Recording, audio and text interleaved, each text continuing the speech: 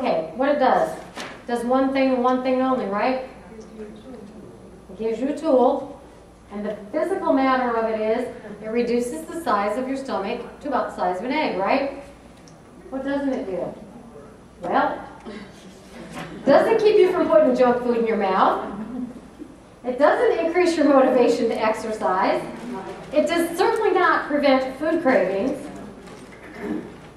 It doesn't keep you from driving through the drive-thru. Those cars seem to have a mind all their own.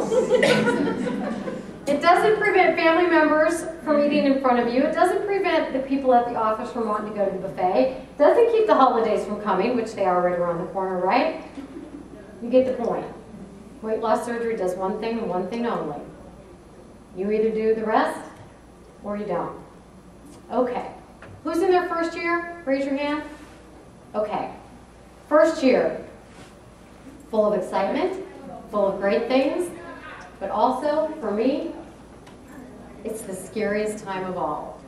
Because that first year you can develop a tremendous false sense of security. Because how come? The weight just kind of falls off, right? And to me, that's a really scary thing. It's a great, wonderful thing. However, it might seem like you don't have to work for it.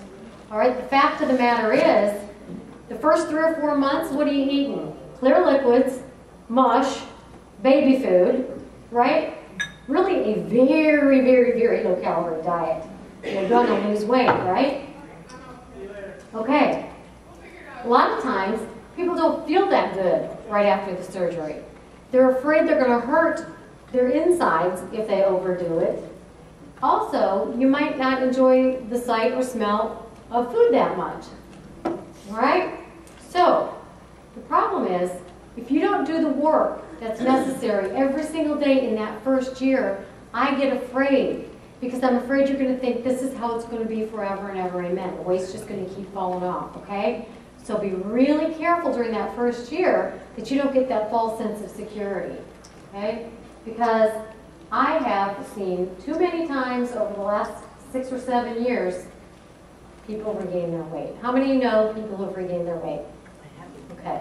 Now it's normal to gain a little bit back, right? Because most of us go to the other end of the spectrum and then we have to come back a little bit. That's normal. That's not what I'm talking about. I'm talking about 60, 70, or 80 pounds regain. Okay. Anybody ever hear somebody say the surgery didn't work? Yes. Well, what do you know about that? Does the surgery work? Yes. The surgery doesn't do a damn thing, folks. You work or you don't. Okay? The surgery just sits there. Okay. So, I love this one too. Anybody ever said the weight just crept back on? Well, I got bad news about that too. Weight don't creep. You either eat more or exercise less or a combination of the two and then you gain weight back. Okay. But isn't it a lot easier to say, oh, that weight just crept back on, than it is to say, damn, I didn't exercise for the last month. You know, it's a lot easier psychologically to say that, but those people around you who are your support people, they're the ones who have to say, come on, let's get real. Okay. All right, you need to be honest with yourself. And Mary Jo was talking about that, and I'm sure a lot of the other speakers have too. Let's talk just a minute about the yo-yo diet. Any yo-yo dieters? Okay. This is scary to me too, and I'll tell you why, because it's a very subconscious thing that happens. You know, when you, pre-surgery, go on this diet, here's your weight, go on the diet, what happens? You lose the weight, right? And then what happens when you lose the weight? You go off the diet, right? And you go off the diet, what happens? And then go on the diet, off the diet, on the diet, off the diet. So I'm afraid that when people, that first year after they have the surgery, and the weight's just fallen off, and they get to their goal weight, then what happens psychologically? I've lost the weight, so now I go off the diet, right? Okay, so just be really aware of that, because there ain't no going off this diet, folks. Okay. So, oh, God, what do I want to do? Okay. All right. So, weight loss surgery can be a very expensive diet, or what you guys are all doing, because I know that because you're here, the beginning of a whole new healthy life. And again, you choose. Okay. You got to accept a simple fact, and this is a tough one. And this is what I was talking about earlier. Nobody can do this for you.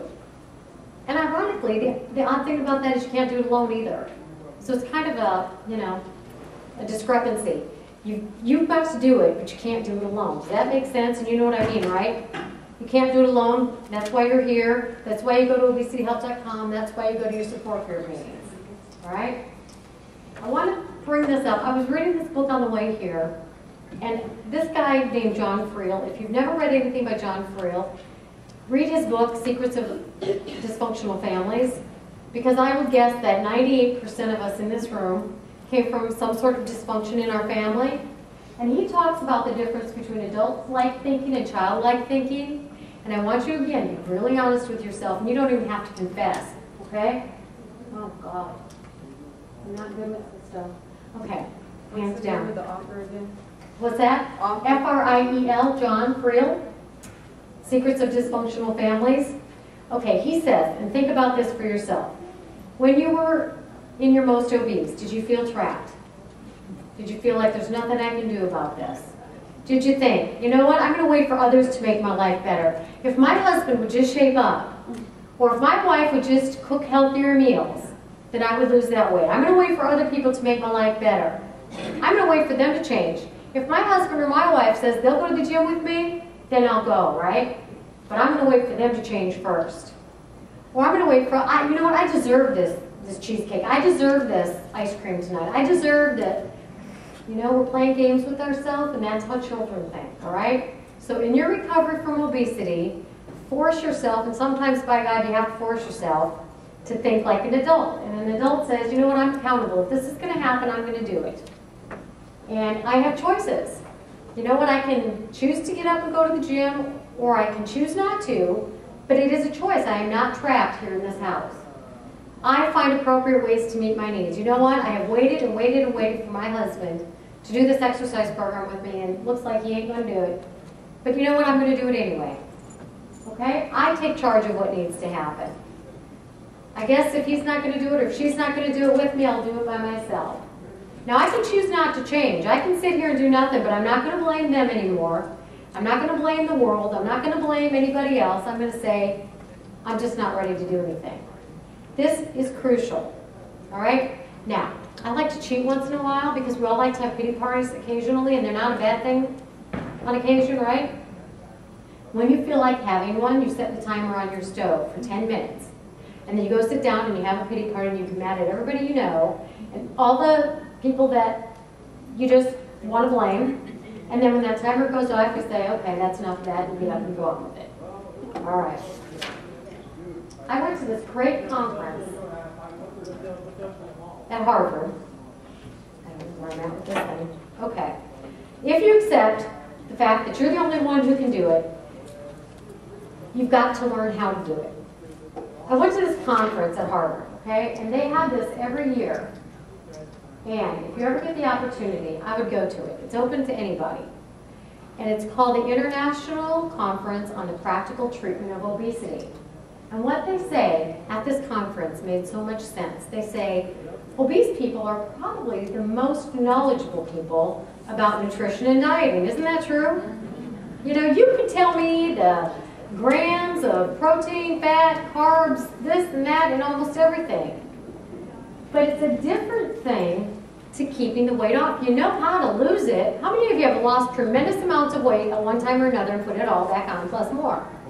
Okay, so most of you know how to lose the weight. You don't know how to keep it off. And what I mean by that is, how do you fight the stinking thinking?